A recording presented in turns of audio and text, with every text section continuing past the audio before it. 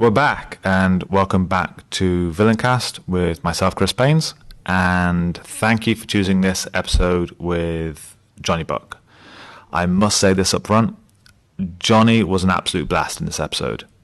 He is a very funny guy, and I really did my best to try and not ruin the episode when we were recording it. We get to talking about his history as a wrestler and MMA fighter, and how he has balanced the need for violence in his gym alongside creating this incredibly welcoming atmosphere for everyone who joins from day one. Even I've already stolen ideas from Johnny and incorporated them into my gym's culture after I met him early last year. You have definitely made the right choice clicking on this link. That being said, this episode does come with a profanity disclaimer. Sure, some light swear words slip through on the regular episodes, but this one is pretty much made up out of them. Turn away now if this is a cause for concern. Well, now those people are gone, enjoy. Cool, so this is episode maybe 7, 8, I don't know anymore, of Villaincast with Chris Baines. Today I have Johnny Buck from Asheville, North Carolina. Really excited for this podcast. I did a USA tour last year with Charles Harriott, and we stopped off at Johnny's gym. And throughout all my travels, everywhere I've been, all the different gyms I've been to in the UK, Europe, USA, wherever, Johnny has created probably one of the friendliest atmospheres I've ever seen. So I'm really happy to get him on today. First, a quick shout out to our sponsors. We don't have any. Actually, the Patreons, thank you to everyone who's subscribed to the Patreon. You help for the equipment that makes this work. And hopefully by next week, maybe, depending on when this comes out, depending on when people listen to this, we should have some merchandise finally. So definitely check that out when that comes live. Again, thank you to the Discord channel. That thing's just growing every single day, and thank you for the discussions on there. It's amazing to watch. So yes, Johnny is a 10th planet brown belt. He's the head coach of Rogue Combat in Asheville, North Carolina. He is a retired MMA fighter, fought on Bellator, amongst other promotions, and he is easily one of the most decorated catch wrestlers in America, amongst loads of other things. So yeah, hey Johnny. What's going on, man? Do appreciate you having me on. No, it's not. Thank you for giving me your time. Yeah. So how much of that did I get wrong and or miss out? Pretty much. Greatest looking, most humble. These are things that we need to put in. Yeah, I fucked up. I should have put that right at the beginning. There's a reason I didn't make sure this was didn't have any video to it, because I didn't want everyone getting jealous that that's what it was. Yeah, that's it. Not that I've got shit internet or anything. Yeah, so you're a 10th planet brown belt. You fought Division 1 wrestling, am I correct? Yeah, wrestled middle school through college. I wrestled Division 1. That's pretty much outside of the Olympics. That's the apex of wrestling in the United States. I got a lot, but I was there. And then while I was in college, I got into MMA just because it seemed like the next thing to do. And got into actually my coach. One of my middle school wrestling coaches ended up being my MMA coach. He said, hey, come check out catch wrestling. It's close enough to wrestling. You'll get something out of it, but it's different enough. You won't get burned out. And so I came home that summer, and I had my first MMA fight 3 months later. I had 28 more, and then I retired after I fought in the XFC, fought in Bellator, and then retired, and just been in the gym mostly since then, where I got back into actually competing in catch wrestling and competing in jiu-jitsu. I actually sport jiu-jitsu. So it's been interesting. I definitely enjoy being on the mat. So I can stay being a child as long as I want. that's actually one question I was going to ask. Is obviously you got a big wrestling background and you got a Tennis Planet brown belt. Do you own a gi? So I own more gis than anybody who does not train in the gi. I bet you Really? I've got I got like 7 or 8. I just buy them. They're cool looking. And I compete. So I've competed in a gi more than I've actually trained in a gi. Like more mat time, more hours, more matches, because I maintain it's the exact same sport. So it's just different. Yeah. I'm glad you said that, because that's pretty much like every podcast I've done so far. That's pretty much, or video or whatever. I've tried to get that point across. So your game changes so much because of the outfit you're wearing. You're not that good at jiu-jitsu. Yeah, completely. Oh, absolutely. So you wrestled Division 1 in college and high school or mid school. I think it changes. I think we have different schools here. Competed in MMA. So tell me about your 10th Planet history. Who's your coach in that? Yeah, Brandon McCatherine, BMAC. He's at 10th Planet Decatur. I met him through so like coming from a catcher's background, we were at the time the only guys doing leg locks. And our coach taught him, and I've got a good understanding of how the body works and more importantly, how the body doesn't work.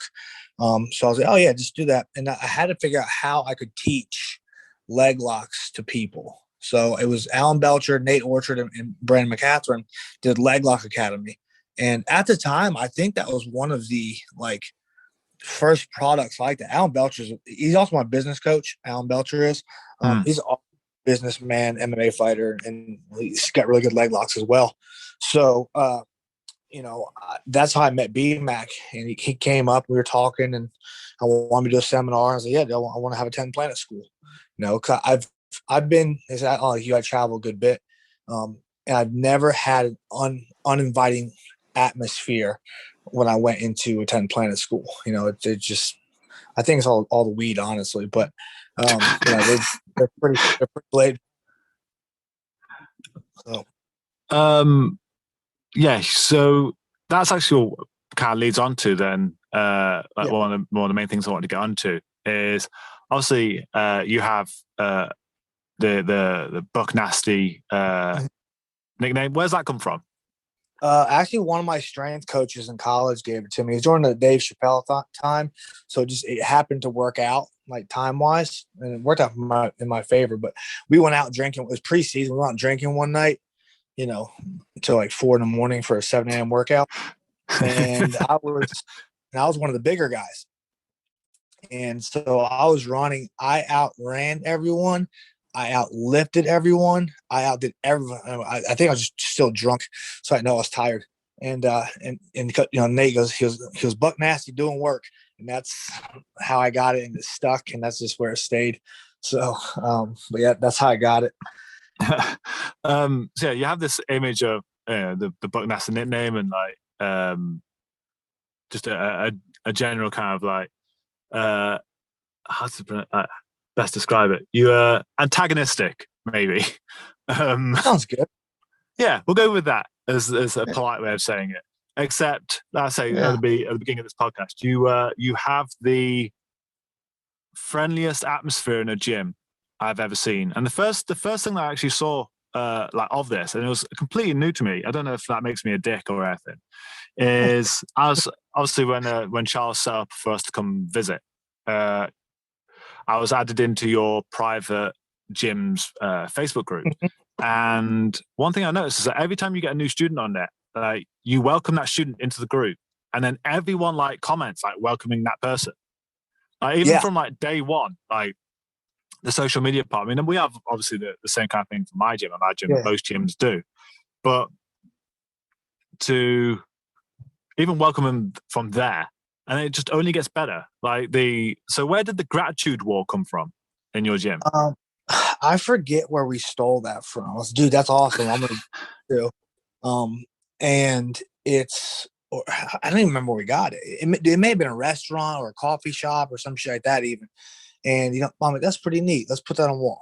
Let's have that. And we've done it. And we need to repaint it this week, but for the new year. But it's something that's important. And one of the things, so when I started this gym, when I started Road Combat Club, I just went to an ugly lawsuit with my ex-business partner. I lost my gym to that. And I was still fighting. I had Bellator fights left on my contract. So I opened my own gym, and that was a brutal place. Like, that's where 100% Buckmaster.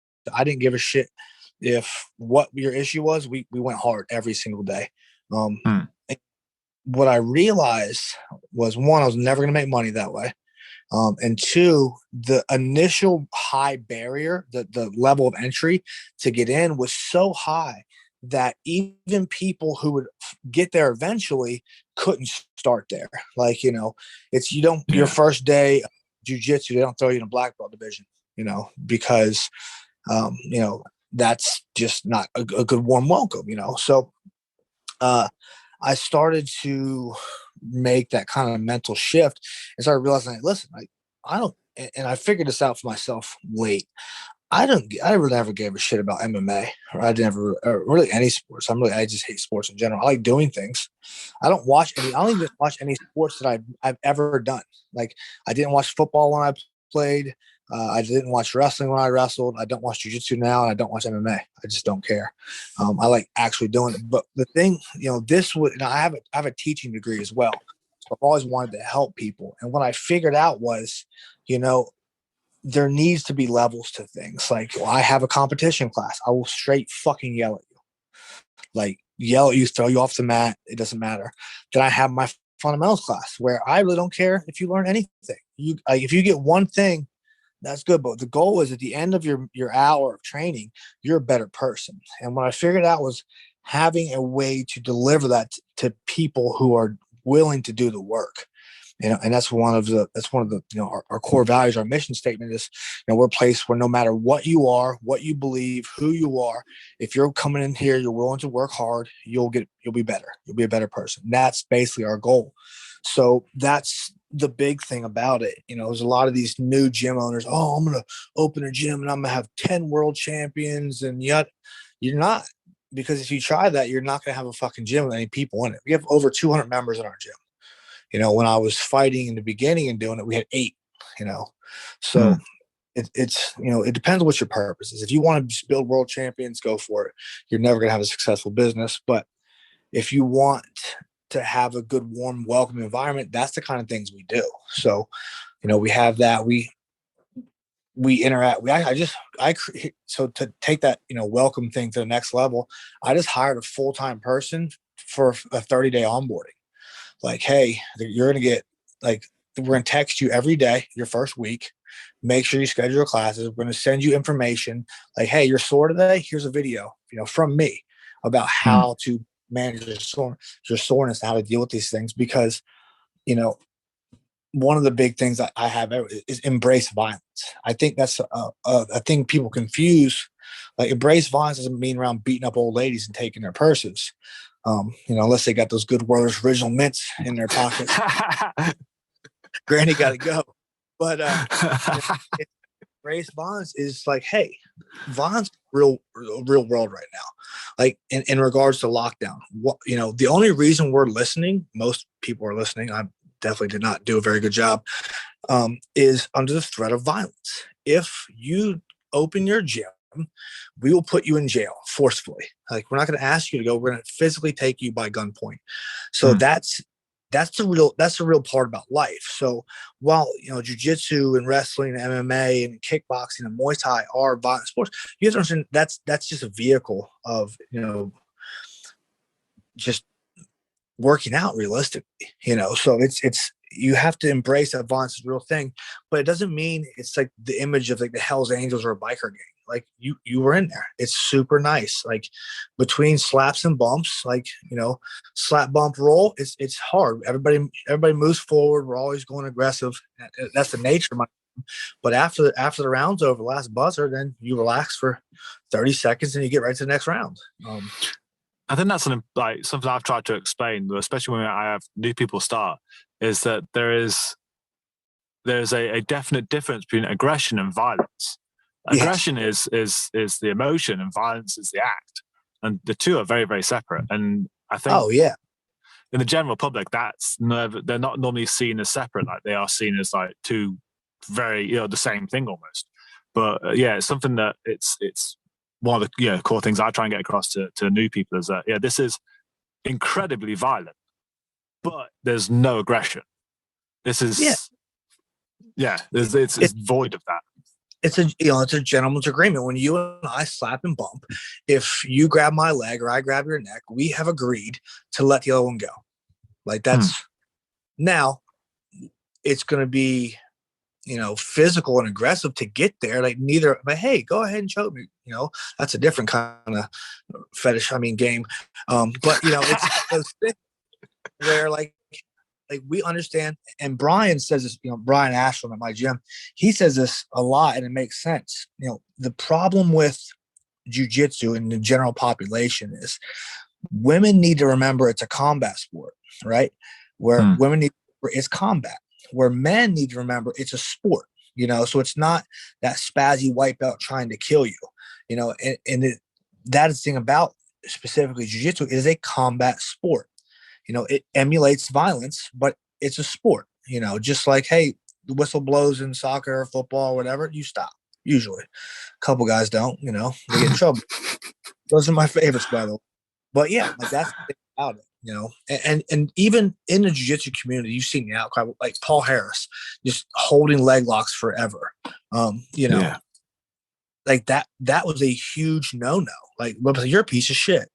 And then, oh, you're just really dumb. You don't know any better. Okay, sorry. But that in our community, that's something that we understand is completely wrong and immoral. You just don't do that. I think that's the big problem from the outside world is they associate, like you said, violence and aggression is the same thing. I think that's a big thing is we have to make it so overly welcoming the first time someone walks into the gym that they don't like, you're gonna try and kill me now. Oh, cool. I had no idea that was gonna happen. You guys are so nice. I think that's important, because and you own the gym. And I don't know, it wasn't for me, it was okay. I was invited by my coach, but the first time someone goes to a gym, it's fucking terrifying. Like you just said, you called them, you called them, gave them your information, and then they said, yeah, come on in, check it out. And they just consented to having no clue what they're doing. And then trying to get in with somebody who also does know what they're doing and is willing to, in theory, kill them. Like that's terrifying. And most people think jiu-jitsu, they think the UFC. Like, oh, that's jiu-jitsu. Can we elbow? No, you cannot elbow. Can we hit them? Also, no. I'm like, you can choke them. That's it. You can probably try and break their arm too. There's a huge misconception of what we do is. And the next person that throws karate hand motions up next to my side of jiu-jitsu, I'm hitting them because that's what I'm doing. I'm like, oh, God. But yeah, I think it's important that you have a really nice culture, a really open culture when you walk into a place like that. It needs to be well lit. It needs to smell good. It needs to be clean. These are factors that are huge when you go into a new environment. Oh, completely. It's funny that you just listen to everything you just said. I remember when I first joined my gym, Fighting Fit, 12 years ago, or however long it was. And it was, it smelled of deep heat or whatever the equivalent is in the States. And there was old, 15, 20-year-old boxing posters on the wall. And, the first night my coach put me in hospital. He fucked me up. And when he left, I carried on that way of training. It's all I knew. Same here. Yeah. The problem was over the 4 years where we were just in that gym, we never grew past about 7 people. It was people would come in and they'd get hurt. They'd see it as just crazy as fuck, and then they'd leave. And then it wasn't until I predominantly got with Globetrotters, and then we set up our bigger gym in Stafford, and then we made it friendlier. A lot of the horrible shit kind of took out, like the unnecessary training aspects, where it was just fun violence for crazy people. Yeah. And then our numbers just blew up. It blew the fuck up. And it's something I've kind of I don't know, stole from Christian Graugart. Is yeah, you're completely correct. It's combat, it's a sport, but it's also an experience. And so, like, the choice of music, like, I remember being in Muay Thai gyms and it just being the most repetitive dance music or whatever electronic music there was. Yeah. Yeah, if you can put like a really good like 80s soundtrack or something like that, or 90s, and like have people start fucking dancing when they're fucking beating the shit Yeah. out of each other, and like people go home. It's like going out to a fucking gig that night. They go home and they're really happy, and especially Yeah. there's then like capitalizing on that as well. So you get like, I don't know, so a couple of good photos of people training, and they share it, and people are like, oh shit, what they doing? And then word just grew. The two, like I say, making world champions and being just a nice place don't have to be mutually exclusive, because eventually people just want more violence, and so they will Yeah. gravitate towards hurting each other more, and you will get those savages. Like it's a game of numbers, as in the big cities like New York or London or whoever are going to have like world championship, because when you've got 500 people coming in and out the doors every month, you are just going to have natural athletes pop up every now and then. Yeah. But when you're in small towns like us, like relatively small towns, it's, again, if you only have 8 people coming to your gym, like the chance of you finding that natural athlete that's going to be a world champ is very small. So you need to find a way of getting loads of people through your gym in your small town, and maybe, just maybe, you'll find that freak beast that you can mold into someone that can like compete at a high level. Yeah. Oh yeah. And that's the thing. Like it's, and this actually relates to catch wrestling, which where I started was, in the beginning, catch wrestling was looked at as the hardest nosed, toughest, meanest guys there were. And, I started out in the catch wrestling gym, and I came in at the perfect time. My coach is just now getting off the mat because he just fucked up from years of abuse. And I was a Division I wrestler, so I could out wrestle everybody in the room. I think I got heel hooked 78 times my first night, because that's what you should do to people in the first night. But, Yeah, of course. yeah, and, but I had it relatively easily compared to my buddy Matt Covan, who his first night when he was 16, which is probably 10 years older than me, they broke his fucking leg. Like they straight ankled, snapped his leg. Yeah, he's a small little dude. He needed more milk in his life probably, but but the thing was, the next day, which was, so I did like they do like Tuesday, Thursday, or Monday, Thursday at the time, because they were in a warehouse. When they came back, he was sitting on the loading dock with a cast on his leg. Like, you're not going to find many people like that. That's, you're just not. So yeah. And, my gym at that time, we had a reputation for hurting you.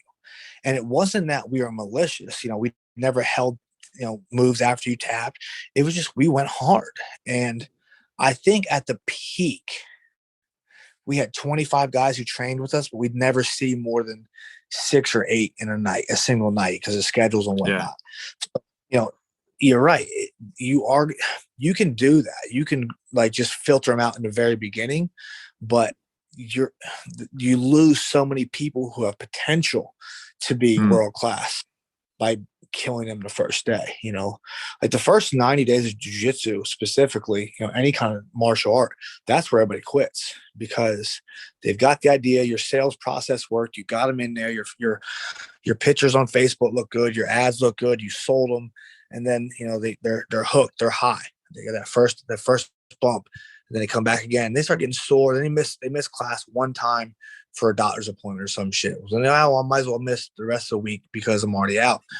People are gone. So it's important to have an inviting environment from the beginning, and then have an accountability program. Like, you say, hey man, where have you been? I've not seen you in a week. Oh, I'm on vacation. Oh, cool, man. Bring me something nice when you come back.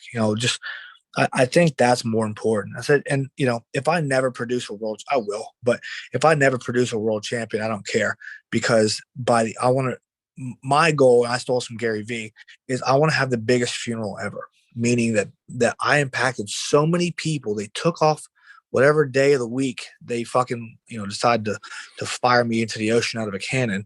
They decided I had a big enough influence in their life that they feel obligated to come. And that's the goal of my gym. Realistically, we are going to produce. We're producing monsters. We don't get invited to in-house tournaments. Our Muay Thai guys are just fucking just stomping people, So, and that's the culture because, and like you said, once it's slap and bump, we go hard. We go harder than most gyms. There's almost always 6-minute rounds with 30 seconds rest, and 30 seconds rest is realistically just so you can find a new person to go with. Maybe hit a swig of water, but so our culture of hard training, you can definitely train hard and you can definitely produce world champions without being a douchebag. Like that's 100%. Because if you want to provide the training for your world-class guys, nice mats, good equipment, good training partners, you're going to have a, behind every world champion is a gym full of hobbyists, people who want to lose weight, people who want to just de-stress from work. Like right now, man, you should see some of the fucking emails and messages I get with COVID, or during COVID we did. But that's why we opened our gym after 2 weeks. We shut down for 2 weeks because we were more concerned with helping people than we were, just like, you can't make a world champion. Nobody's open. So we just want people to train. Yeah, of course. Again, it's like really just amazing to listen to like everything you're saying, because it's like it pretty much describes like how everything that I've seen and like you said about catch wrestling, that I came through in catch wrestling, I came through in catch and submission wrestling, and it was like it was like catch mixed with sub wrestling, and so you start from standing, it was takedown. If you end up, there was 2 guards, there was closed guard or butterfly. If you there was no like De La Hiva. If someone stood up, you didn't play like single leg X or De La Hiva or anything like that. It was you stood up, you both stood up, and you wrestled again. And people would just get fucked up, and you could see those guys who, you being a coach for so long now, the ones who are going to stick around because they are the ones who like break their shit, and then they're back the next week and they just don't leave the gym. Like I was that stupid kid. Like I'd break some shit. Like, I remember like one of my students like literally splitting my eyelid open. Like kicked me in the face and like half my eyelid split open. I just fucking grabbed a boxing hand wrap, like just fucking covered my eye, and I was like, "Cool, let's go again." And then the following session, I was just rolling with an eye patch, and like everyone just kept on moving to that side, so I couldn't see them. But yeah, exactly. So but you have to, I've got loads of those guys now who will be the exact same. You could like fuck them up and they'd just be back the next day.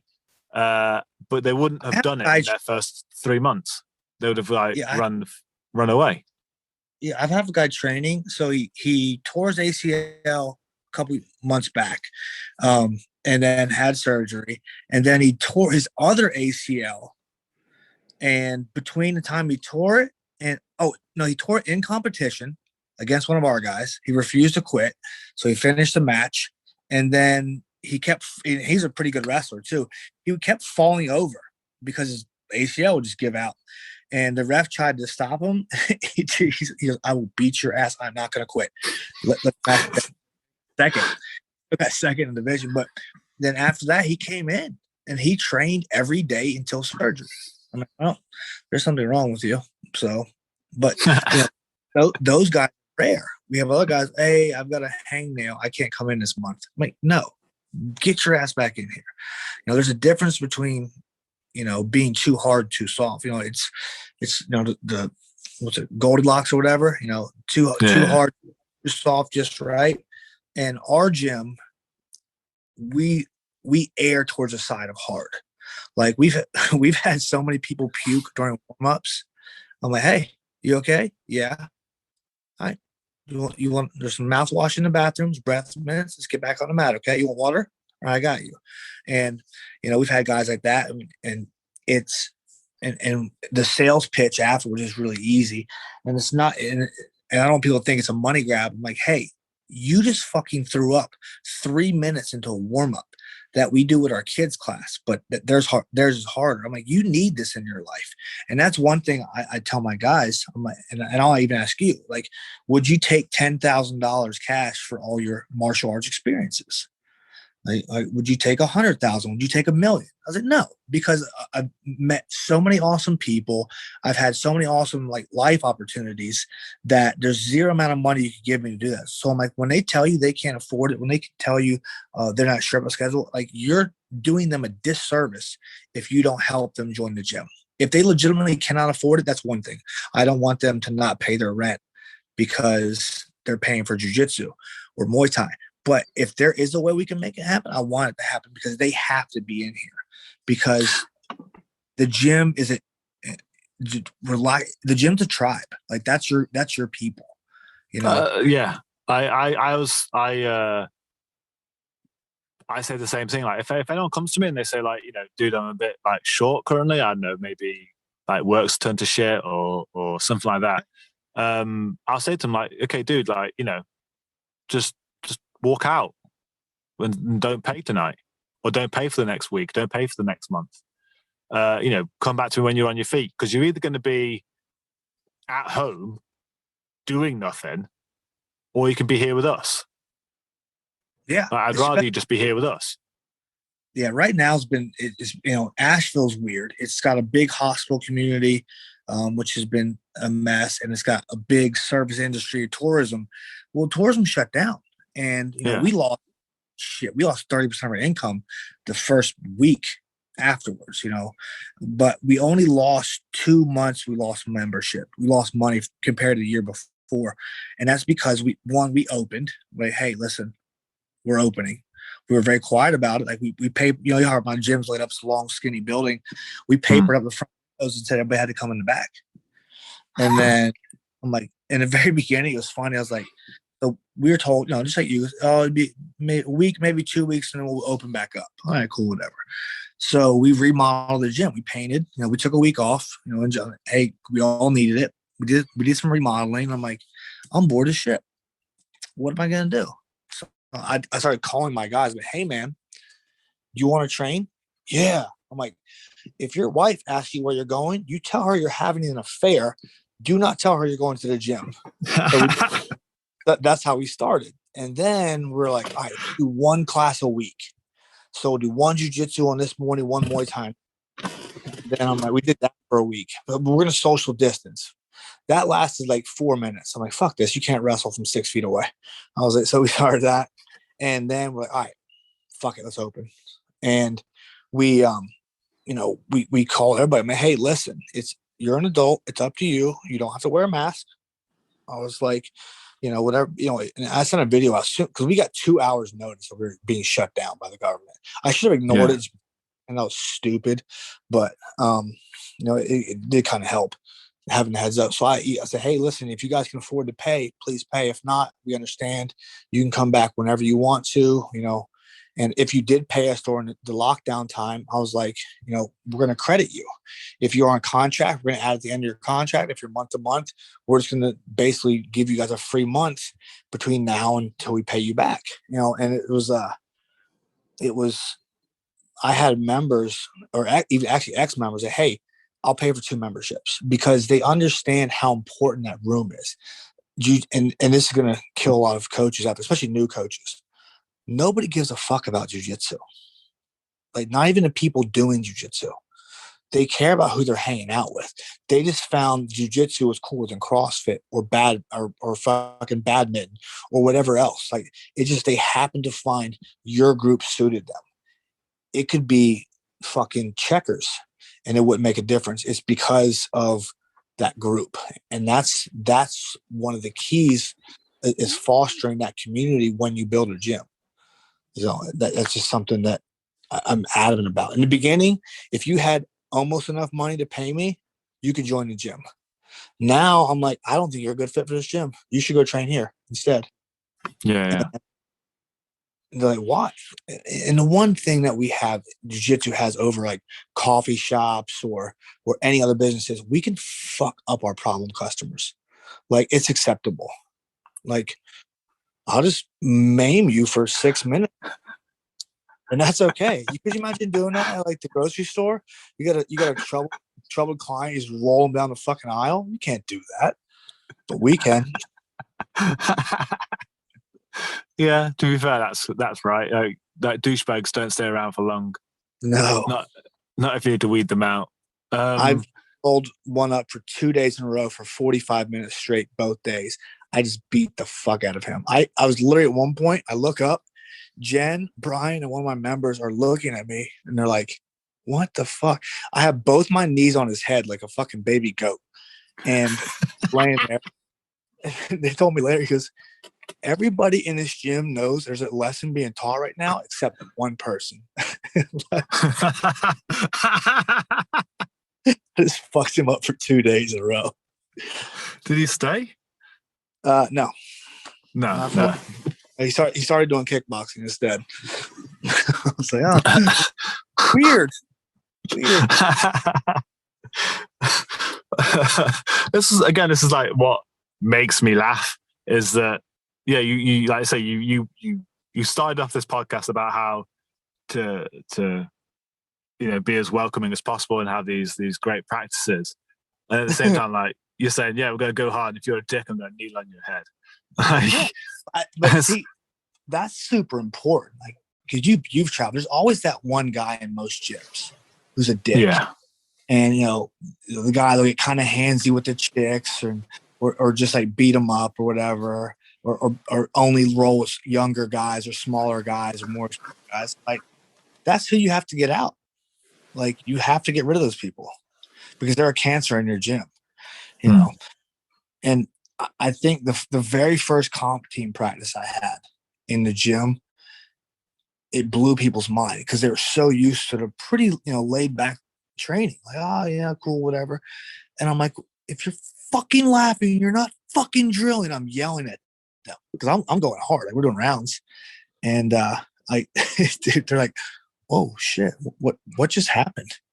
Like, because there is your general population, then is your comp time. But yeah, like you said, my culture is so laid back and relax. Like, you don't have to bow to get on the mat. You don't have to ask to go take a leak or anything. It's really laid back. But I think honestly it comes from a wrestling background. Like, there's no rank and pomp and circumstance bullshit. Like, did that person beat you? Yeah, they're better than you. That's just how it works. So I think the wrestling's been a big influence on this culture as well. Yeah. I think because I said your gym is predominantly no gi, and you don't have. We don't even have a gi program. Well, no, exactly. There's no outward showing of what belt you are. You're rolling with a human being, and it's the same at my place. As in, we were always a no gi gym, and so like if you got beat by someone, that person was just better than you. Like, there wasn't a belt attached to it. The only reason I even went down most of the BJJ route. I mean, I've never done BJJ. I've never been part of the BJJ gym, except I've got a black belt. That's my goal. Through some accident, they got confused and thought I did it. It was we got into that, so we could say we taught BJJ because that's how most people know of anything to do with jiu-jitsu. It's trying to explain it to someone who doesn't do this. Like, you say, oh, it's jiu-jitsu, not the weird type. It's wrestling, not the flying off the top rope type. Yeah. And it's like you don't really know, especially because it might be a bit easier, in the States because you've got like a wrestling program, but there's no school wrestling over here. So the only wrestling the general population understand is Hulk Hogan and Triple H. So to say to someone like, oh yeah, I do wrestling, it's like, you're a weirdo then. Like, no, not that type of wrestling. Or we've had those people come in because I've advertised, oh, we do wrestling, and they come in expecting to learn that shit, how to do like shooting stars or whatever the fuck it is. I'm like, no, you're gonna be really sad in a minute. I've got a guy that does pro wrestling. That's why he's here. But he said, I like his thought process. He's well, I need to learn to wrestle first, like actually wrestle before I do pro wrestling. I'm like, that's really cool. You don't need to at all, but I like your thought process, and he's getting good. So, yeah, exactly. CM Punk wouldn't exist if that was a problem. And yeah, so it's like again, like I think that was kind of fortunate for both of us then, as in we came from this like no-gi background. So then there wasn't that, because I've been to enough BJ, traveled around and gone to BJJ gyms where they've the belt creates assholes, and it's Oh like yeah. don't look at me if you're a lower belt. It's like whoa, I like no. I'm quite happy to like be nogi in my gym, and especially when like new guys come in from like different, especially if like an open mat, and like new guys come in from like different gyms, like traveling through, and they just like come into roll, and they don't know the levels of people, and they roll with me. I'm like, oh, you're really good. I hope so. My third. Oh, actually, no, I did that I did that in London. Was it London? I did it somewhere where I didn't have I stuck around at. I went down training at a gym, and the head coach said, "All right, if you're around tomorrow, we've got like a I think it was a London-wide open mat, and like everyone's going to be like from different gyms coming in." I was like, "Oh, cool." I think I was brown belt at the time, and but I didn't have like any extra kit with me. London's not terribly close to where I live, so Yeah. it's like, oh yeah, just borrow some shit in the gym the following day. So I come down the following day, and all they had was like a gi jacket, and I've got like regular civilian shorts on, like a regular t-shirt, like not jiu-jitsu t-shirt, as weird as that sounds. Yeah. And they just give me this jacket, and so I'm sitting there, shorts, t-shirt, and a gi jacket, and this like blue belt comes up to me. He's like, hey, new guy, do you want to roll? So I like pretended that I like didn't know anything. I did like the preach shit, like the defensive stuff. So like, he'd grab my collar and just like roll around on the floor and escape it. So it looked like I did, if it when I was in guard, my legs were just straight out, in a line. So he just like walked past him. But he still couldn't submit me for like 5 minutes. And he said to me afterwards, like, "Oh, dude, like, you done any grappling before?" I was like, no. So I was like, yeah. We did a bit of grappling at my kung fu school. Oh my god. And then like he was like, oh yeah, we'll have another round then. So we have another round, and he goes into his guard, and I just like fucking smash it, and like just go straight to like grab his collars and fucking knee on belly his soul out the back of his spine. I was like, no, dude, I'm a jiu-jitsu brown belt. It's like, oh god. I just smashed the life out of it for like 5 minutes. I'm never getting off of you again. That's like, I went to another gym in town. I was like, hey man, I emailed the coach. Hey, dude, it's not a dojo storm. You're new. I just want to come by, and whatever. So I came by, and I think I was still a purple belt, and I just came back from Purple Belt Worlds not too long before that. And I won that, and I'm sitting there, and we're doing something. I'm rolling this with this young fat kid. He's maybe 6 months into it, and he's explaining, oh, you don't want to do that. You want to do this. I went to like the dollar store next door, and I bought a pair of gym shorts for like $5 and a t-shirt for like $2. So I did not look like I knew what I was doing. So I go in there, and he's walking. Oh, you don't want to do. You want to do this. You want to do it like this. And I'm actually running through one of the sequences I hit at Worlds, because I have a theory that I think I can do it this way too. And he's coached me through it. And then I was like, I forgot about more than jiu-jitsu than you'll ever know. But and my gym's weird. Like we don't care about rank. We don't care about anything. So we'll have brand new guys wearing like purple rash guards and stuff. I'm like, well, yeah, just don't wear that anywhere else. Or do. I don't care. Yeah, exactly. It doesn't matter. One of the girls that trained with us, she trained us about almost 6 months. And she asked Jen, my fiance, she goes, how do I become a white belt?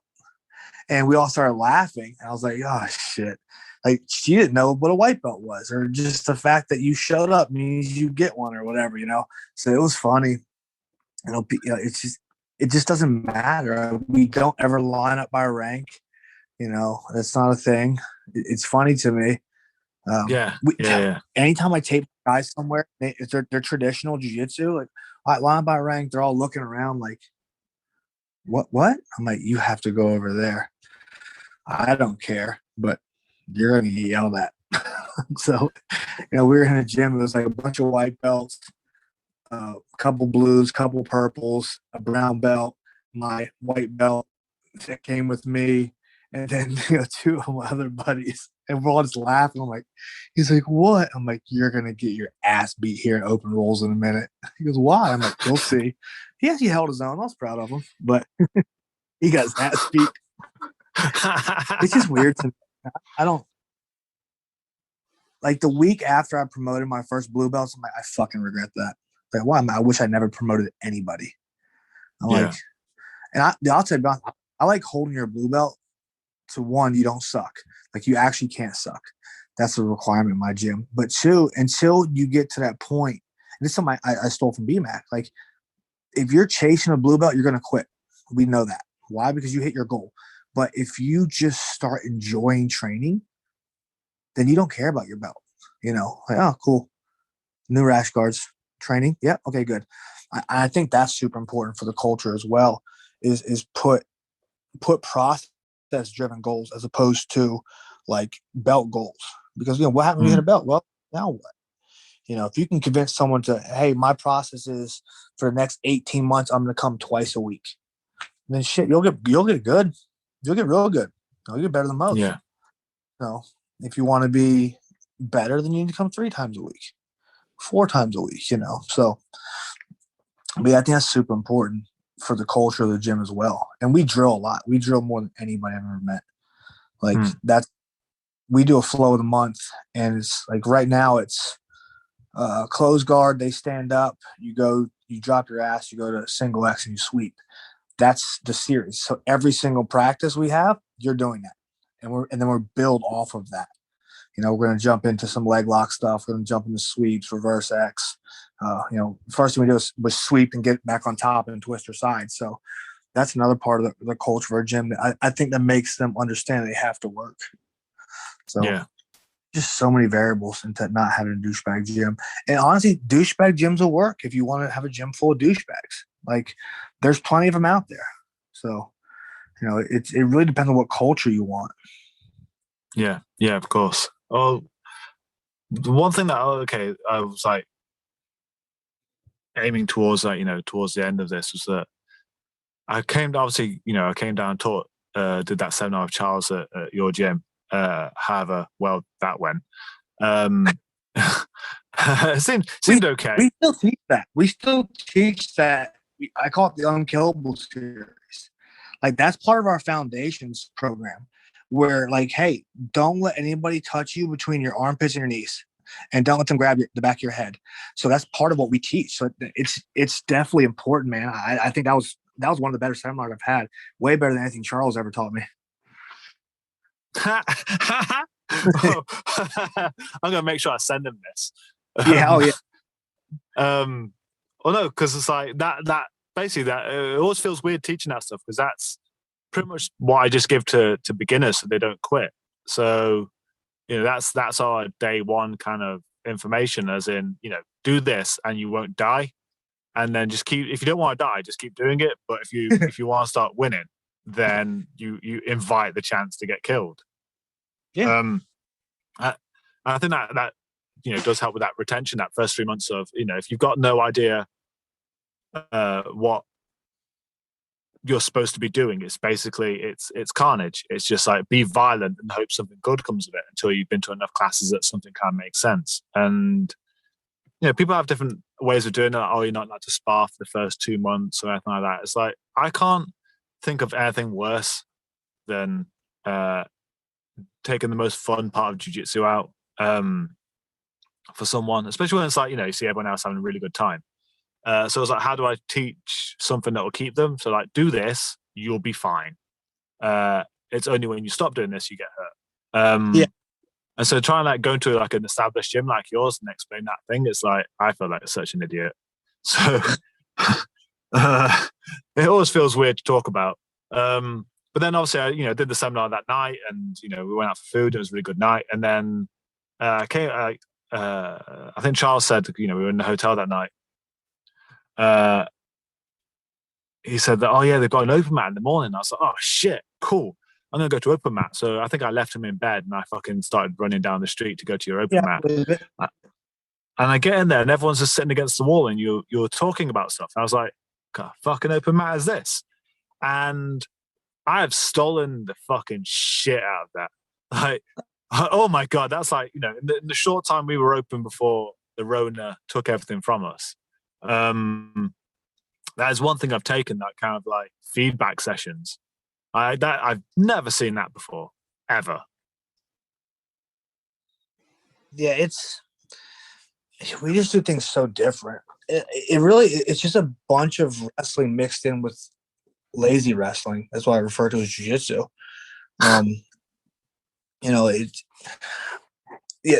We're trying to get back to like a normal pre-COVID like routine and stuff, but something we won't change. But you know what? I like having only 20 people on the mat instead of 40. But it's just like it's funny, and it's funny. We had the survey. I do member surveys twice a year. Ask them how long you've been training, what programs do you take, then a bunch of other questions. And a lot of people are like, well, the new people who weren't here pre-COVID were like, hey, I wish there's more structure at open mat, yada, yada, yada. And then our guys who've been here a while, like, man, I miss being able to hang out after class. I miss being able to, just shoot the shit, So, yeah, our open mats are different. They're real laid back when it comes to structure and whatnot. But I think that's how it should be, realistically. Like we don't have many. They're at the end of the week. You're tired. If you trained, you're tired. So it makes a big difference. Yeah, it was for obviously anyone listening, like what I walked in on that morning. I was there with my no-gi set and I was ready to go at it and get my rolls and improve that maybe what I did worked. And there's 20, 30 folks sitting against the wall and you've got your coffee in the other side of the room. And you're going through what's been good, what's worked and what hasn't worked this week. And you're just doing a Q&A session. And, people are saying, oh, I tried to hit this technique in a roll and, this didn't work, and then you just give advice on that. And I was like, to have a dedicated feedback session of, people are then, they're not just going balls to the wall violence and forgetting their roles. They're actually remembering issues and they know that they've got an outlet for it. It's not because that you think from a heavily structured, programs where you have, you have warm up, drills, roll, and that's every session. And then maybe a session where it's just rolls. To try and catch a black belt's ear or the coach's ear and say, look, had this issue, and then actually, have everyone else around to give feedback as well. Like, oh shit, I've tried this recently. And you're like, well, that would work. I was like, what the hell? This is amazing. And so I came back and tried to incorporate that into my gym. Everyone looked at me like I was some sort of hippie. Yeah. What the hell? We're having Q&A sessions now? I was like, yeah, because if you guys have got issues, I'd rather, instead of trying to find me mid-roll and talk about it then, no, let's sit down. Let's actually have a session almost created by you guys. Instead of me dictating a drill, what problems are you having? Let's all fix them together. I was like, it's fucking genius. Why have I never seen this before?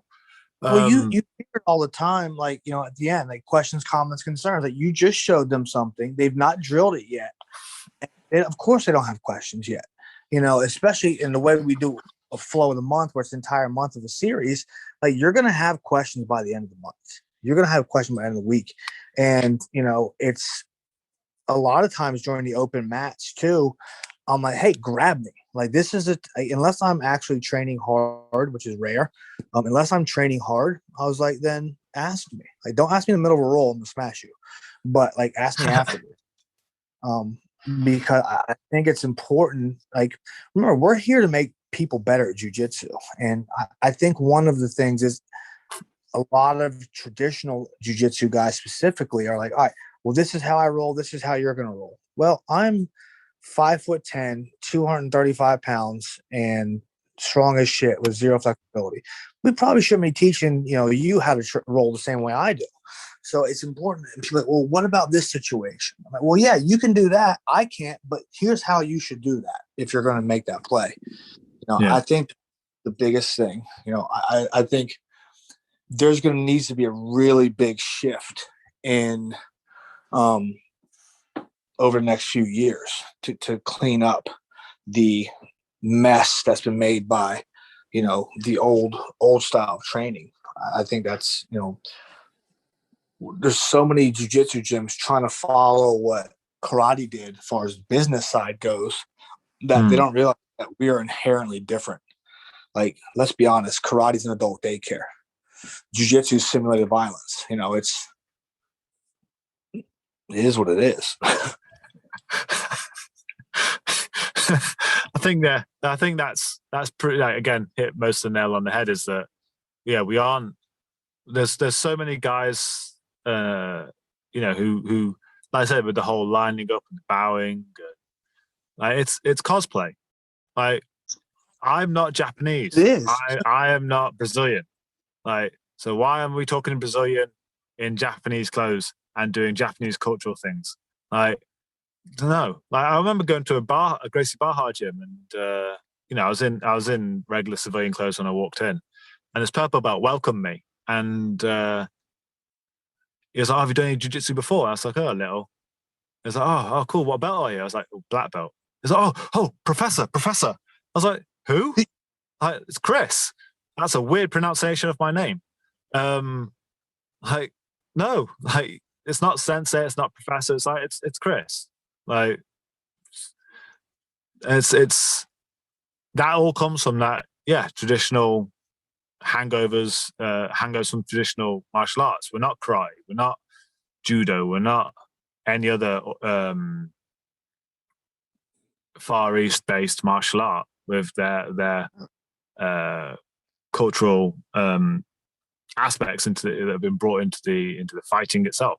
Like, no, we're Western.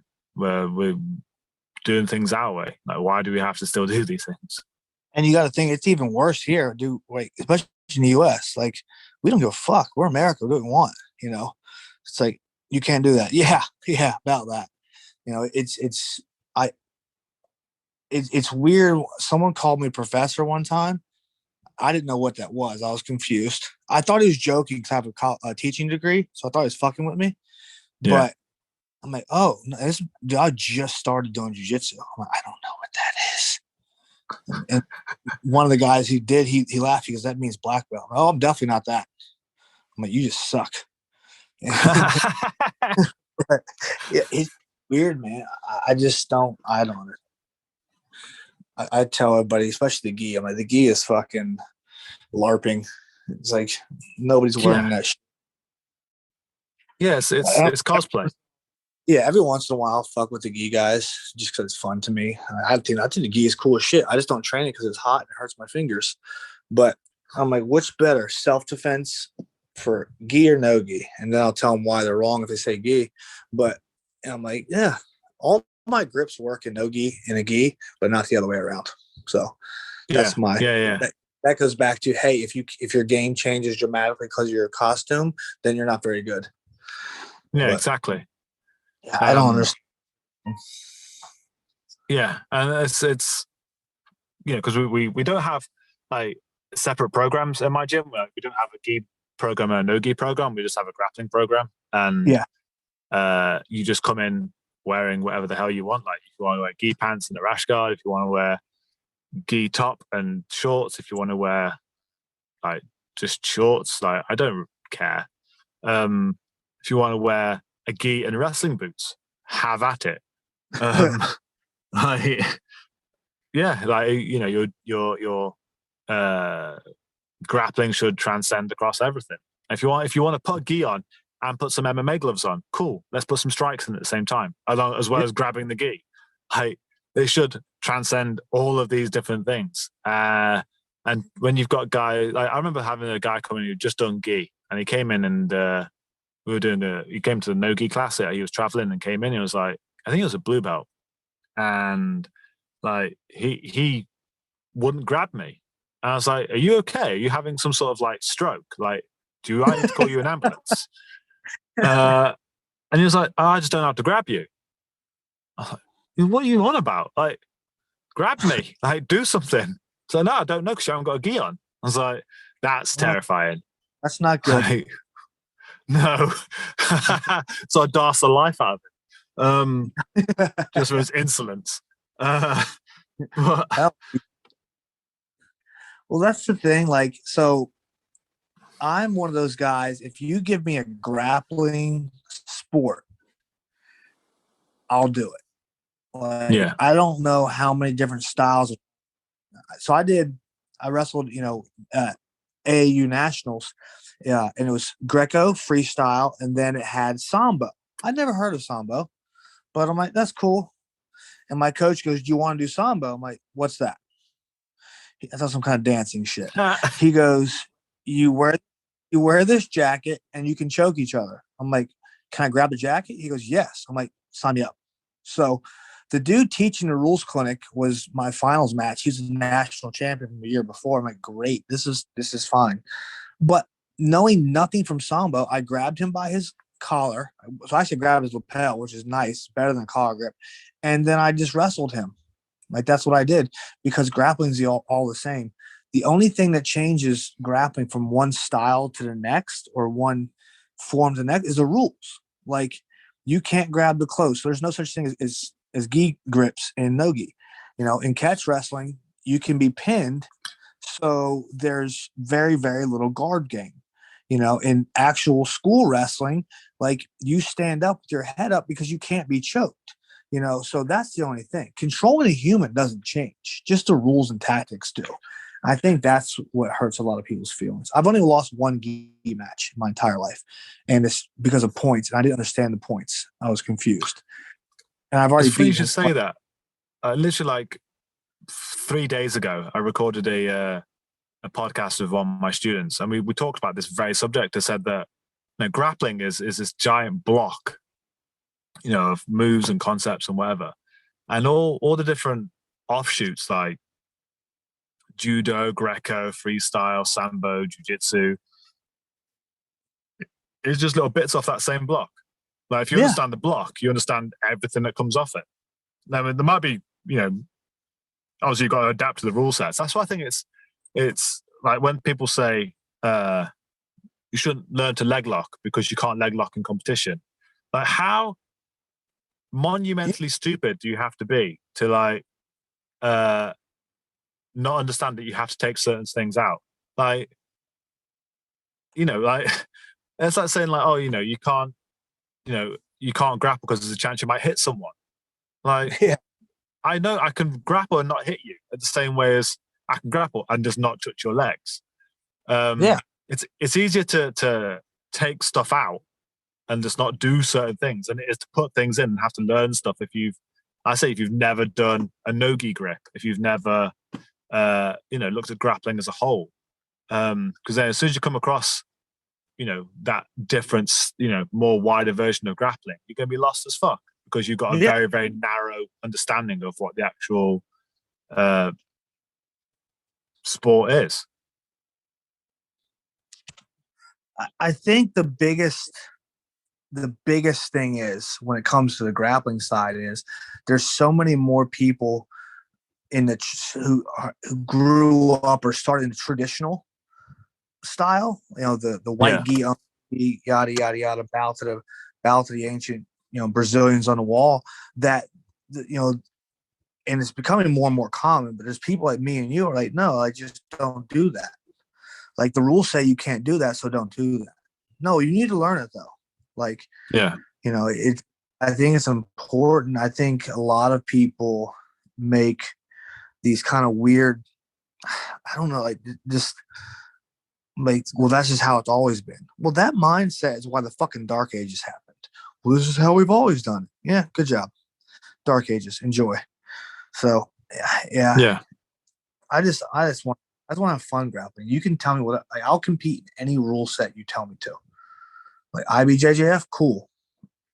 No, new breed, cool. ADCC, even better.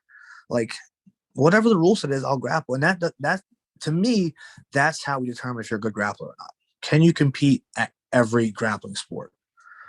That's when. Oh, completely. And like, we maybe that's why we have the reputations that we have, is because I've heard the exact same thing from my students when they've been traveling around us, and they mention the gym they're from, and like the coach will then say to the students like, oh shit, he's from Chris's gym, hide your legs, everyone. Like, Yeah. I'll teach heel hooks to white belts, beginners, kids, like everyone. Like, screw them. Like, it's easier for them to take the heel hooks out when they need to than be lost when they find them. Yeah, we teach leg locks day one. Like, I'm more of a straight ankle guy anyways, so I teach them day one and I don't care. Like, this month there's gonna be a ton of leg locks in it. Like, how I'm teaching this month. I'm like, why? Because it's time. Like, I feel like teaching leg locks right now. But coming from my gym, like, if you train at Rogue, yeah, people will sit down immediately. Like, stand and wrestle them. Like, they can't wrestle for shit, but they don't know that. So yeah, it's funny, man. That's the evolution of the game. I like it. I think it's important that you make a name like that as well. I think that's going to help, because that's going to help grow the sport, realistically. Yeah, reputations. And word of mouth and fear. I didn't know fully your wrestling background. I didn't know you fought at Division 1 when I visited your gym. So I'm very glad. The only reason I didn't choose to stand up when we played was that I saw the size of your legs. I mean, I've wrestled in the UK. Like, the guy I learned to wrestle from, like, I think he coached the British team and he coached like guys who've competed for the UK in the Olympics. So it's a pretty decent wrestling gym, and every wrestler it's in a Sikh temple, and due to their culture, they are there from like age 5, and like the kids have been 25 years old, coming into their strength now, and they've been wrestling from 5 years old because they've got legs like fucking tree trunks. Like, the rest of their body's like super, like, shred apart from their legs. And like, when I saw you, I was like, I don't know what level of wrestling he's played at, but he's got giant fucking legs. And so I'm pretty sure if I stand up with him, he's going to turn me upside down and fucking drop me on my head. I don't want any of that. So I'm kind of glad that I made that snap assumption when we met. Dude, it's pretty good. It's a pretty good assumption. It's funny though. Like, very rarely will I stand up and wrestle anymore. Like, in my gym, I just don't. On occasion when I travel, if I find another good wrestler, I will. But it's like, I can take you down when I want. Like, there's really no point in doing it. Let's just go ahead and bypass the formalities. Or, if you want to make it real realistic, lay on your back and put me in side control, because that's what we're going to be. Or you can try and pass my guard. Let's do that. But yeah, I love the wrestling aspect. And the only issue I have with the wrestling is when I'm on my feet and I get in a wrestling stance, I start moving forward, like a gear shifts. There's so many years of doing that it's hard to slow down. Like, I've seen it, like, or when someone breaks mentally, especially, dude, I've seen it. Or I'm like, even with Jen, my fiance, I'm like, you should probably slow down, sir. If not, you're going to sleep on the couch. Okay. Like, but it's just, there's so many years of competing like that, especially on my feet, just gear switches. So, man, I'll play jiu-jitsu. So, yeah, I can kind of understand that. So how long have you been brown belt now? What's the path going forwards? Just over a year, maybe a year and a half. Oh, nice. Pretty new then. Yeah. So it's just tightening everything up, working around everything. It's like, I don't care about belts. And the people in my gym care more about me getting a black belt than I do. And I want a black belt so I can have my 10 Planet affiliate. That's really about it. That's literally, like, that was the black belt for me, was that, oh cool, now I can actually say we're really legitimate. I'm not playing at this. I get the phone calls on occasion.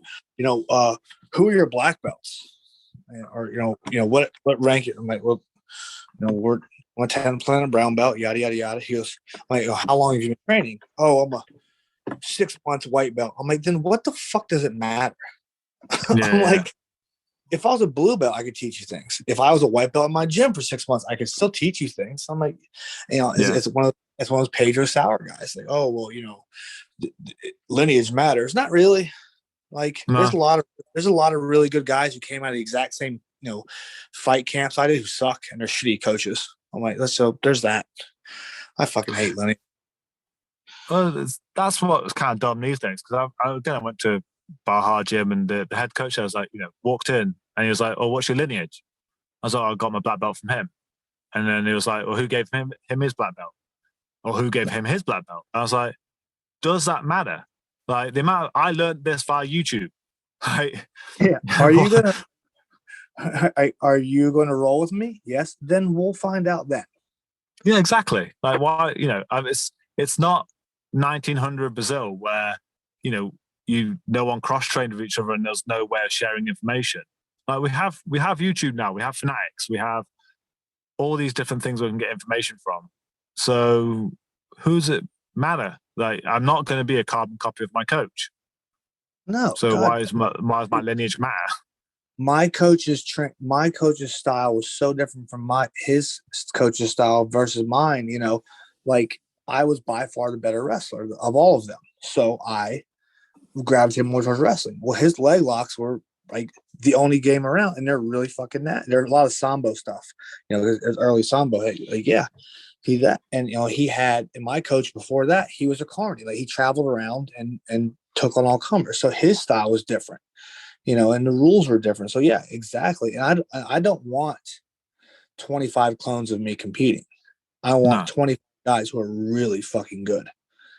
So that's the big thing. And I've actually, part of the thing that I think's made my gym grow so much is I don't care so much.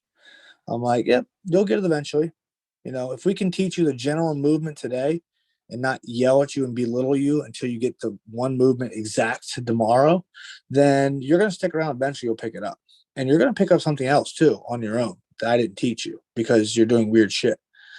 So I think that's a big part of it too. Yeah. Oh, completely. I remember there was a drill that kind of Christian Grau kind of goes through, like, there's a warm-up drill where there's like, we start off with chest and it's like, you do one move each. Oh, yeah. And then you do I can't remember the name of it, but it's like similar to a chest drill, but you do the exact opposite of what you think you should do. And like, if you do something that looks like jiu-jitsu, if it looks like it makes sense, like you do push-ups. So you do like the most batshit wrong movement you can at that point in time.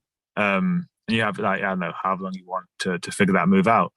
And some of the techniques that I use, I came up with in that drill. Like, I'm going to do the most random movement I can possibly think of. I'm like, oh shit, that worked. Like, cool. I'm taking that with me then.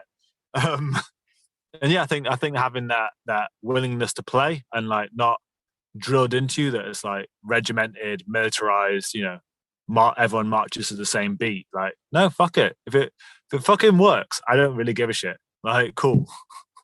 I don't care where you figured it out. I asked my competition guys the other night, we were training, hard training. And I was like, I want you guys trying new things.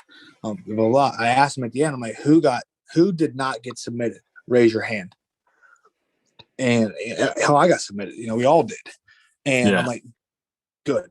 That means you put yourself in a stupid position that you weren't comfortable in. I was like, how many of you guys got submitted multiple times in the same location? Only 2 guys raised their hand. I'm like, you guys did the best tonight. Because you kept going back to that to figure it out. My goal with jiu-jitsu is for me to, once I get to where I want to, it'll never end, is I will never sweat. I want to be so effortless no matter where I go that it doesn't matter what you do to me. So that's going to take a lot of mistakes to get there. Yeah. That being said, I'm also going to top you and trying to kill you. But it depends on what the day is. That would be my ultimate goal, is to never have to use any athleticism, muscle, strength, anything like that. That would be. Yeah. But I also think it's important you have that explosiveness every once in a while too. Yeah, of course. I think that's kind of like one of the important parts of maybe the age that we've kind of taken up what we're doing, is that we kind of have that longevity in us to, I don't want to be fighting young guns and still trying to figure out the basics of jiu-jitsu at like 50 years old. I'd rather be an effortless killing machine at 50 years old, because I don't think it will age me as hard. No. I see those like red belts, like, who their economy of movement is bizarre. Like everything is pristine. And like, that's what I want to be. I want to be the hardest motherfucking guy in the retirement home. Like, that's what I want to be. Well, my problem is I've got about 15 years before I'm in a wheelchair, so I better get really good quick. This doesn't really add many like years to your life, does it? This sport, especially when you came through as we did. Yeah, I know. It may help in the long term. I don't drink anywhere near as much as I used to, so it's probably helped. Physically, I'm destroyed. My liver's fine now. They can harvest anything. Just go for that. Yeah, don't take that. This is mine. But I think that's, and this is something I'm working on now. I call it the white belt wrestler. It's basically, because this, especially in the UK, there's really no wrestling after school, and for you guys, till later. So there has to be an outlet for people like us who enjoy the physical insanity, but you have to also say you're not 18 anymore, so your body has to do it. So it's a process I'm working on, the white belt wrestler, to where you can transition what you already know from wrestling into submission grappling or jiu-jitsu, because the big thing I found to be different is the grips and control points, because like we talked about earlier, your objectives are different in wrestling. My objective in wrestling is to hold you on your back. Well, in jiu-jitsu, that's okay. You can be there forever. So some of the grips and ideas are different. So I'm just transitioning over. I've made really, really good progress with my Anaconda series. I'm like, that's a different. Okay, I don't like that jiu-jitsu grip. That's dumb. I like this wrestling grip. It's not working. Oh, let's put the two together. That's good. So I've been really doing a lot with that grip a lot lately. And not that specifically, but that's the thing, is being able to take a wrestling game to a jiu-jitsu game and then make it sustainable, because you can't wrestle forever. All of my vast majority of my injuries are from wrestling. Shoulders, knees, neck, spine, everything. Most of my abuse is from wrestling. So, we definitely put our time in. I think it's important to have an efficient jiu-jitsu game and being able to adapt that game across. I think that's gonna be a big thing for guys. I'd be interested, like, if you release this kind of white belt wrestler stuff online, I'd be really interested in like watching that. Yeah, for sure. I've got my first series done. I got to finish editing it. We have some issues, but with the camera issues. But do I switch to iPhone 12 Pro, whatever it is? That's the best thing I ever did. I sold my camera, so I'm using that now. Oh, but, really? Oh, dude, it's unreal. I'm like, oh, this is cheating. So I'm like, dude, it's got to stay stable. It needs a little bit better speaker or microphone, but I already have one, so it's not a big deal. But so yeah, I'm releasing that. The first thing is going to be talking about, like, coming from a wrestling background, being pinned is the worst thing you can be, is flatten your back. So I'm going to talk about how to get off your back from side control and then use that to get back to what you're comfortable with. I think one of the things that'll make jiu-jitsu more readily available for wrestlers, because like I said, that's a great, talk about building world champions. That's your best way to do it. A decent rep is, a decent high school wrestler is 10 times the athlete most jiu-jitsu guys are, because it's so hard. Like, the fact that you made it through 4 years of high school wrestling, okay, that's really impressive. So, the big thing is slowing wrestlers down. Like, hey, this is easy. You can do this for the rest of your life because it's easy.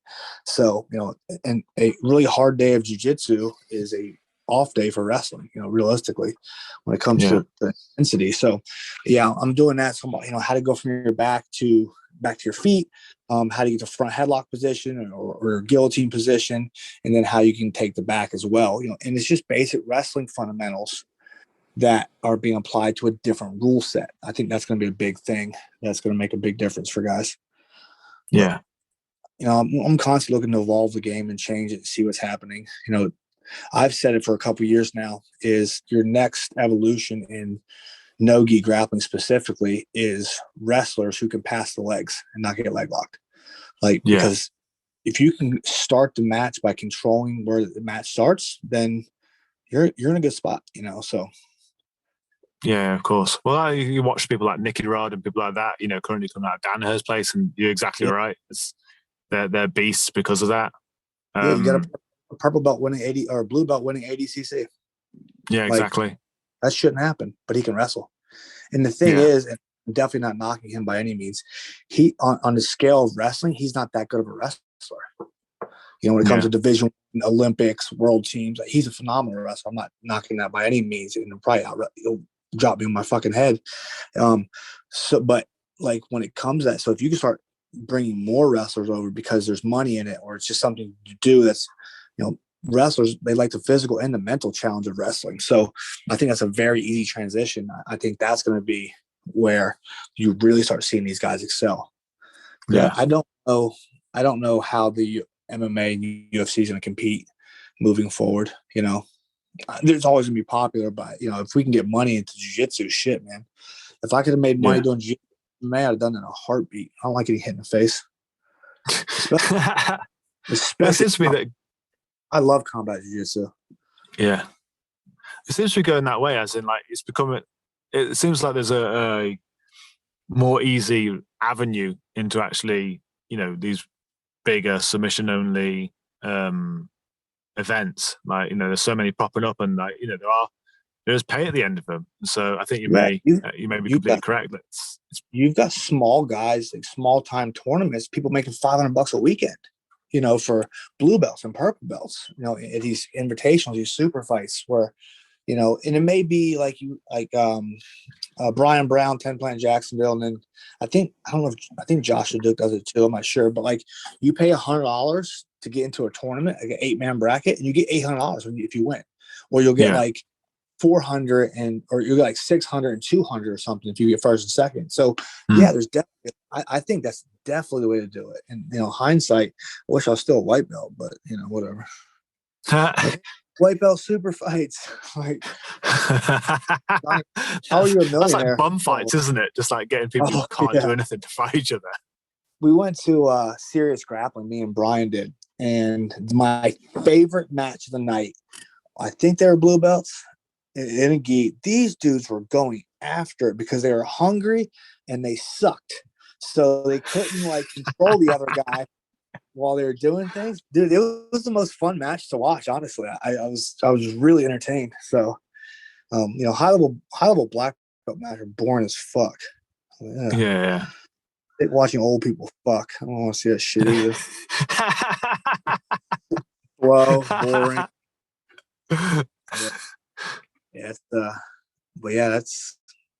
I think jiu-jitsu is definitely going to be the route for wrestlers, especially when they see how easy it is to succeed. Yeah. When you think about it, you're automatically intermediate. If you wrestled in high school here, you're automatically intermediate. Like, when it comes to no-gi competition, so you're basically a blue belt when it comes to competing. I'm like, and you've dealt with wrestlers before. Like, it's a different thing.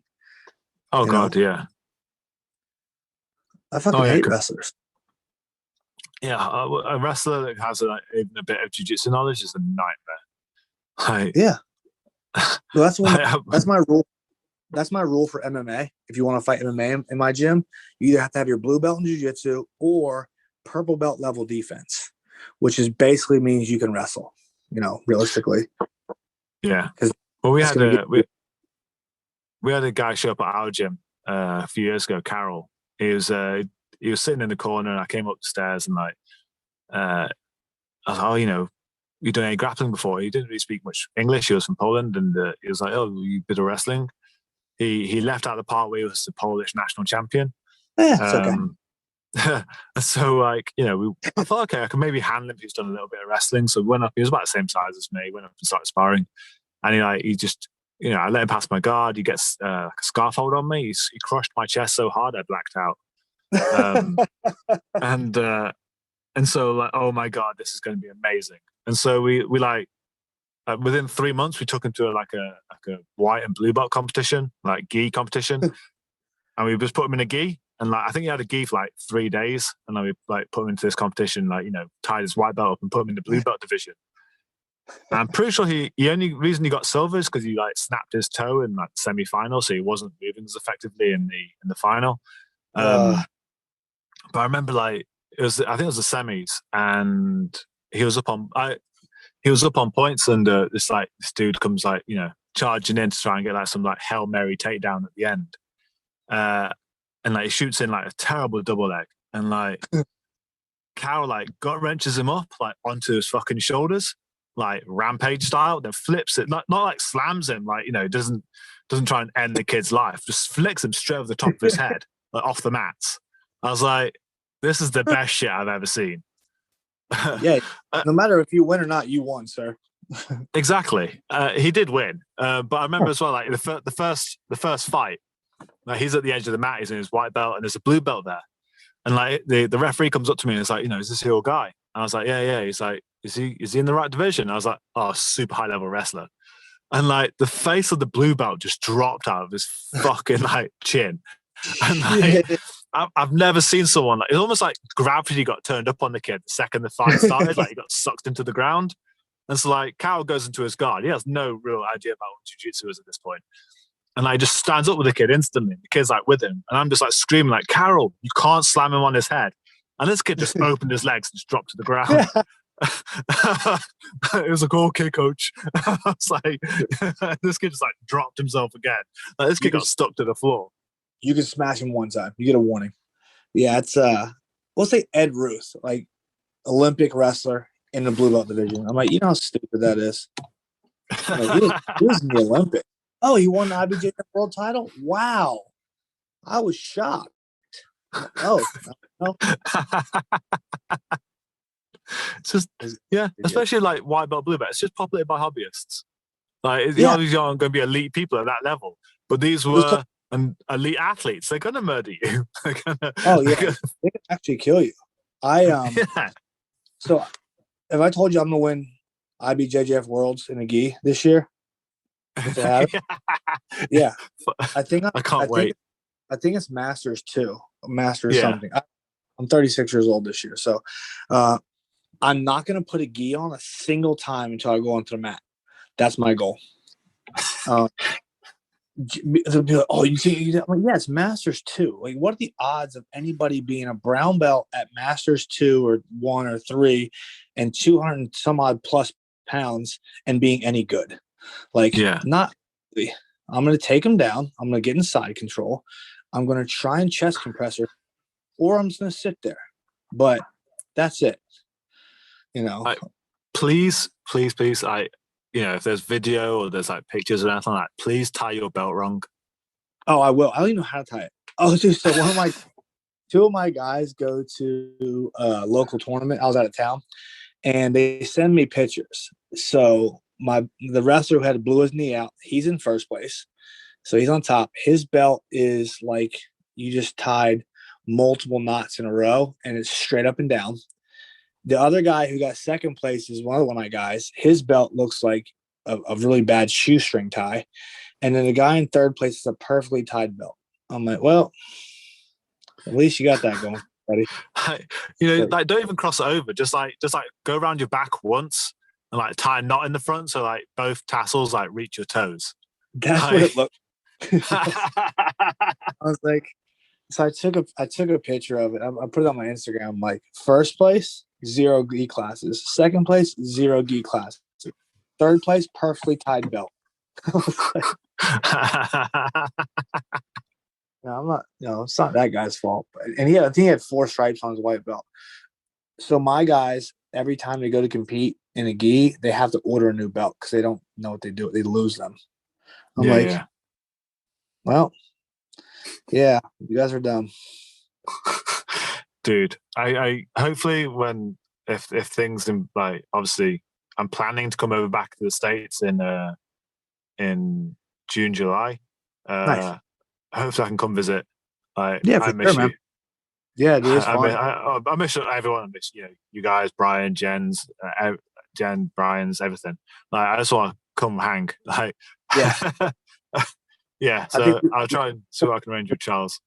Yeah, for sure. Yeah, I think we have the coolest gym in the world. So easily. Well, yeah. I can't wait for this podcast to go out because I think you've kind of proven my point. Even though there's no associated pictures or video, it's to prove it. It's it's easily the coolest gym There is. Yeah, just put a picture up of Chewy. They think it's me anyway, so he's fine. That was awesome. Thank you so much, Johnny. All right, Chris. Thanks, man. Glad you had me. That was awesome. Yeah, I hopefully, you got you've restarted your podcast. So, is that out yet, or is it? Yeah, it's back out. It's the I Hate Johnny Buck show. It's pretty easy to understand. Is it on the usual places like Spotify? Or is it? Yeah, on everything. Yeah. So cool. Yeah, I'll make sure to link to that when I upload this. But yeah, that was. Thank you so much. That was one of the most fun podcasts I think I'm ever going to do. Yeah. If you're ever free, I'd love to do this again. Yeah, I'll do absolutely, man, for sure. I'll have you on mine too, so we can make fun of Charles. Yeah, just have me for an hour, just making fun of Charles. I'd happily do that. Like some of the after we left your gym back at the tour, I think we drove to Washington from your gym. Like it was like the longest drive we did. Just fucking stupid. And obviously he let me drive, and obviously over here we don't have that. The steering wheel's on the right and we drive on the left. So it's all stick shift as well. So I'm obviously on the wrong side of the road, on the wrong side of the car in an automatic. And we're sharing the driving. I'm not doing too badly. It's highways. It's not it's idiot proof. Except I'm starting to doze off because of driving this 900 miles or whatever it is. Yeah, ridiculous. And I go into autopilot and he's asleep, and I go to grab like the fucking gear stick where I'd normally grab it, except it ends up opening the fucking door on the highway. So I was exited by the gift shop at 60 odd miles an hour while Charles is sleeping. Bit of a fucking surprise when he comes back round. Chris is gone. It's I had the craziest dream. You're driving. So yeah, I'll just do that. Just making fun of Charles Harrott for an hour podcast. Thank you so much, Johnny. That was awesome. And give my love to everyone. I hopefully I'll see them more soon. Will do, man. All right, I'll see you soon. Cheers, Johnny. Thank you, dude. Later.